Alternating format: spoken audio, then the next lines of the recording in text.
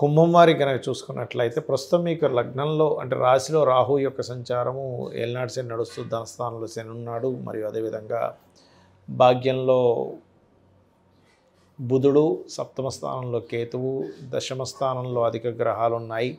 అదే దశమంలో ఉండే కుజుడు లాభంలో కూడా వస్తున్నాడు.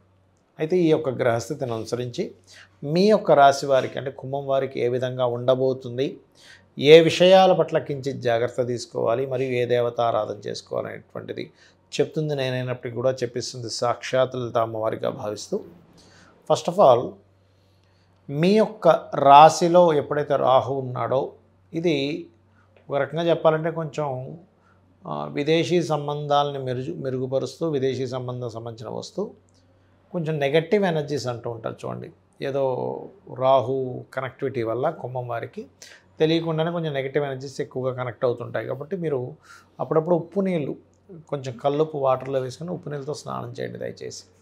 ఇంకా వీలైతే ఒక టబ్లో వాటర్లో గోరువెచ్చని నీళ్ళు పెట్టుకొని అందులో కొంచెం ఒక 3 గుప్పెళ్ళు కల్లుప్పు వేసి అందులో కొంచెం మరీ కాలు కాలిపోయేలా కాదు, అలా కాలు పెట్టి ఒక 2 నిమిషాలు ఉంటే మీలో ఉండే నెగిటివ్ ఎనర్జీస్ పోతాయి. ఈ టైంలో ఏంటంటే కొంచెం మానసికంగాను వేరే రకంగాను నెగిటివ్ ఎనర్జీస్ కనెక్ట్ అవుతూ ఉంటాయి.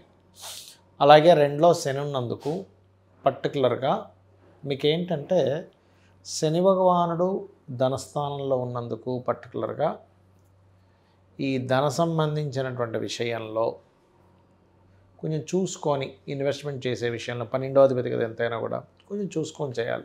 కొన్ని ఊహలు కొన్ని అపోహల వల్ల కొంత ఇబ్బంది వస్తూ ఉంటుంది. ఉద్యోగ అవకాశాలు చక్కగా వస్తాయి, అందులో ఎటువంటి సందేహం లేదు.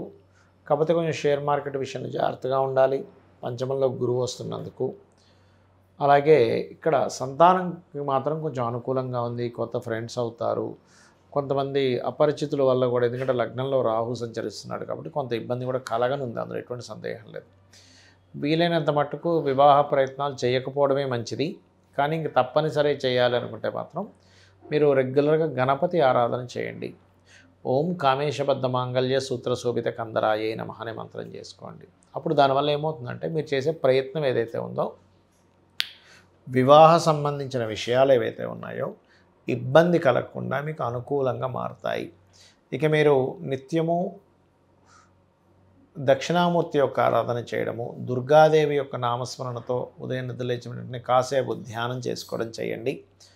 మరియు అదేవిధంగా ఈ కుంభం వారికి ప్రధానంగా ఈ దశమ స్థానంలో కూర్చున్నందుకు కాస్త ఫస్ట్ వీక్ మాత్రం కొంచెం ఉద్యోగంలో కాస్త ఎక్కువ స్ట్రెస్ ఉంది, ఇలా కాదులే ఏదో మారాలి అనేటువంటివి ఎక్కువగా వస్తూ ఉంటాయి అంటే ఆలోచనలు.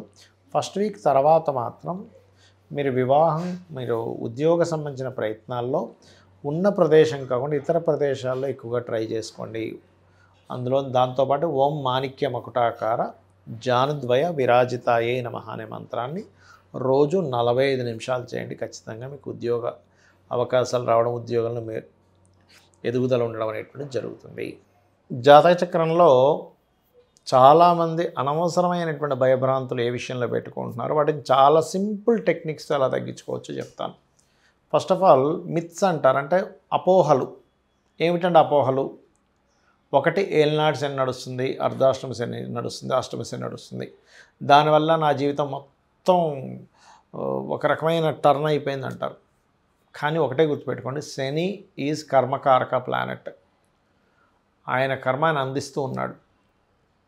ఈ విషయంలో నేను చాలాసార్లు ఉదాహరణ చెప్పాను. ఏమండి, స్వర్గీయ ఎన్టీ రామారావు గారు ఏలినాటి శనిలోనే సీఎం అయ్యారు, జగన్ గారు అష్టమ శనిలోనే, అండ్ అట్లాగే మనకి చంద్రబాబు నాయుడు గారు కావచ్చు, పిఎం మోడీ గారు కావచ్చు, వీళ్ళందరూ అనేకమైన ప్రెసిడెంట్లు కూడా అయ్యారు. కాబట్టి శని అనగానే వెంటనే మీరు శ్రమనిస్తాడు, స్ట్రెస్ ఇస్తాడు, అంతేగాని మొత్తం జీవితాన్ని ఎందుకు పనికి రాకుండా చేయడం అనే విషయం చెప్తున్నాను. ఎందుకంటే ఈ మాట చెప్తున్నాను, చాలామంది శని నడుస్తున్నప్పుడు వివాహం చేసుకోవడానికి భయపడుతున్నారు.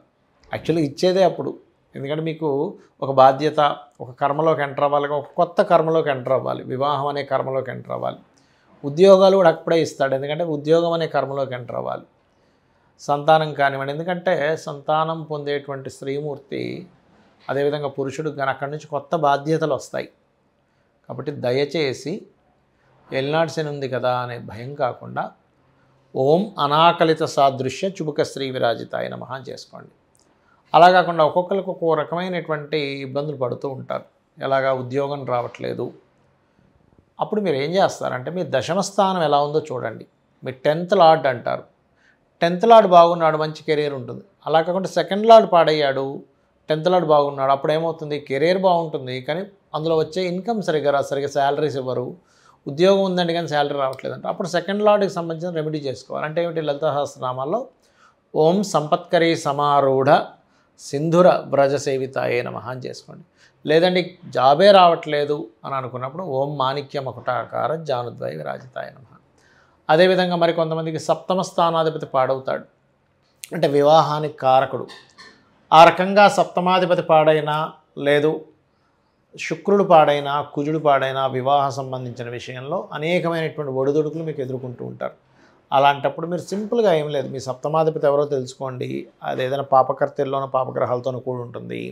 దానికి సంబంధించిన దానం ఇచ్చుకుంటూ చక్కగా మీరు ఓం శివ కామేశబద్ధ మాంగళ్య సూత్ర శోభిత కందరాయే నమః అని చేసుకోండి. అలా కాదండి వివాహం అయింది కానీ సఖ్యత లేదు, భార్యాభర్తల మధ్యన ఎప్పుడు ఏదో గొడవ నడుస్తుంది అన్నప్పుడు, అండర్స్టాండింగ్ సరిగా లేదంటే దాని అర్థం ఏమిటంటే ఇద్దరి మనస్కారకులు పాడయ్యారు, బుద్ధికారకుడు కమ్యూనికేషన్స్ కారకుడు లేదా అట్రాక్షన్ జోన్స్ అక్కడ కలవలేదని అర్థం అనమాట. అంతేగాని ఏదో పాయింట్లు చూసి వివాహం చేసుకోవడం కదా. అలాంటప్పుడు మీరు చేయవలసింది ఓం శివకామేశ్వరాంకస్త శివా స్వాధీన వల్లభాయే నమః. మరి కొంతమంది వ్యాపారాలు పెడుతూ ఉంటారు, రకరకాల వ్యాపారాలు.